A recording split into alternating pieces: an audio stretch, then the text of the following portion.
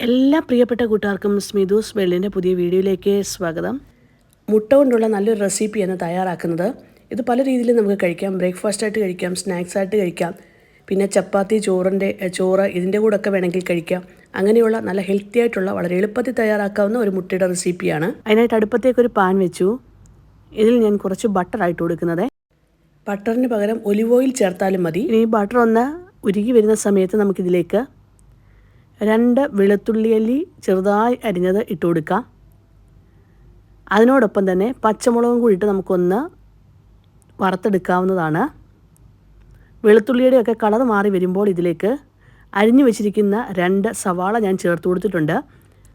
മസാലക്കൂട്ട് കൂടുതലായിട്ട് വേണമെന്നെങ്കിൽ സവാളയുടെയൊക്കെ അളവ് കൂടുതലായി ചേർത്ത് കൊടുക്കണേ. 3-4 സവാളയൊക്കെ നമുക്ക് ചേർത്ത് കൊടുക്കാം.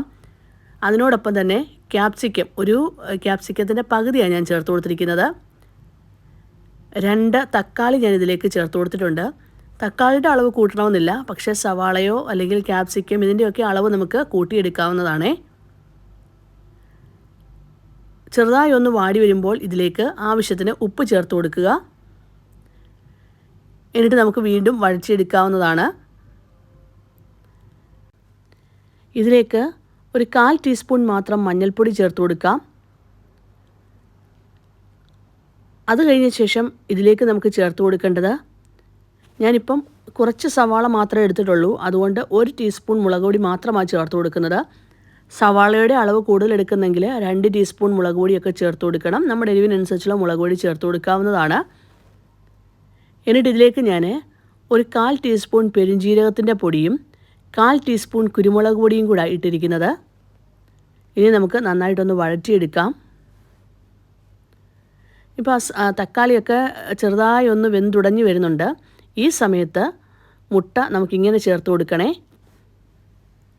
പൊട്ടാതെ അതിന് മുകളിലേക്ക് ഇങ്ങനെ ഒന്ന് ഒഴിച്ചു കൊടുത്താൽ മാത്രം മതി.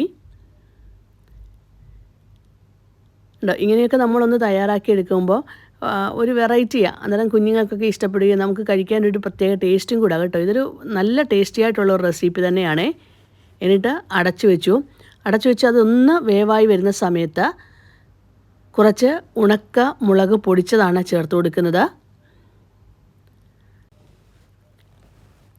ഇതിലേക്ക് ഇനിയും ചേർത്ത് കൊടുക്കേണ്ടത് സ്പ്രിംഗ് ഒനിയനാണേ. അതും കൂടെ ചേർത്ത് കൊടുക്കണം. അതൊരു 2-3 തണ്ട് അരിഞ്ഞത് ചേർത്ത് കൊടുത്താൽ മതി. ഇനി സ്പ്രിംഗ് ഒനിയൻ ഉണ്ടെങ്കിൽ മാത്രം ചേർത്ത് കൊടുത്താൽ മതി, ഇല്ലെങ്കിൽ നിർബന്ധമില്ല. എന്നിട്ട് ഞാൻ കുരുമുളക് പൊടിയും കൂടെ ചേർത്ത് കൊടുത്തിട്ടുണ്ട്. വീണ്ടും ഞാൻ അടച്ചു വെച്ച് വേവിച്ചു. ഒന്ന് വേവായി തുടങ്ങി കഴിഞ്ഞ ശേഷം മാത്രം ഇതിലേക്ക്, അതായത് നമുക്ക് അവസാനത്തെ ഒരു സ്റ്റേജ് എത്തത്തില്ലേ, അതിന് കുറച്ച് മുമ്പ് മാത്രം കുറച്ച് മൊസറല്ല ചീസും മല്ലിയിലയും കൂടെ ചേർത്ത് കൊടുത്തിട്ടുണ്ട്. ചീസ് നമ്മുടെ ഇഷ്ടത്തിനനുസരിച്ച് ചേർത്ത് കൊടുക്കാം. ഇനിയും വീട്ടിലിരിപ്പില്ല, ചീസ് ഇല്ല എന്നുണ്ടെങ്കിൽ അത് നിർബന്ധമില്ല. അല്ലെങ്കിൽ തന്നെ ഈ ഒരു റെസിപ്പി വളരെ ടേസ്റ്റിയാണ്. എന്നിട്ട് നമുക്ക് അടച്ചു വെച്ച് വേവിച്ചെടുക്കാം. കണ്ടോ, ഈ ഒരു പരുവാകുന്നിടം വരെ ഒന്ന് വേവിച്ചെടുക്കണേ. അതിൻ്റെ പുറം ഭാഗം ഇങ്ങനെ വൈറ്റ് കളർ ആകുന്നിടം വരെ. ഇതാണ് അതിൻ്റെ കറക്റ്റ് പരുവം. ഇതിൽ കൂടുതൽ വേവിക്കേണ്ട ആവശ്യമേ ഇല്ല. അങ്ങനെ വളരെ ടേസ്റ്റി ആയിട്ടുള്ള ഒരു റെസിപ്പി തന്നെയാണ്. എല്ലാവരും ഈ ഒരു റെസിപ്പി ഒന്ന് ട്രൈ ചെയ്ത് നോക്കണം. അതുപോലെ വളരെ എളുപ്പത്തിൽ നമുക്ക് ചെയ്തെടുക്കാൻ പറ്റും. ബ്രേക്ക്ഫാസ്റ്റായിട്ടോ സ്നാക്സായിട്ടോ ഒക്കെ കഴിക്കാൻ പറ്റിയ നല്ല ഹെൽത്തി ആയിട്ടുള്ള ഒരു റെസിപ്പി തന്നെയാണ്. അതുമാത്രമല്ല, ചപ്പാത്തിക്കും ചോറിൻ്റെ കൂടെയും വേണമെങ്കിൽ നമുക്ക് കഴിക്കാം. കുഞ്ഞുങ്ങൾക്കൊക്കെ ഒരുപാട് ഇഷ്ടമാകും ഈ ഒരു മുട്ടയുടെ റെസിപ്പി. എല്ലാവർക്കും ഇന്നെൻ്റെ വീഡിയോ ഇഷ്ടമായെങ്കിൽ ഒന്ന് ലൈക്ക് ചെയ്യാനും ഷെയർ ചെയ്യാനും സബ്സ്ക്രൈബ് ചെയ്യാനും കമൻറ്റ് ബോക്സിൽ കമൻറ്റ് ചെയ്യാനും മറന്നു പോകല്ലേ. Thank you for watching.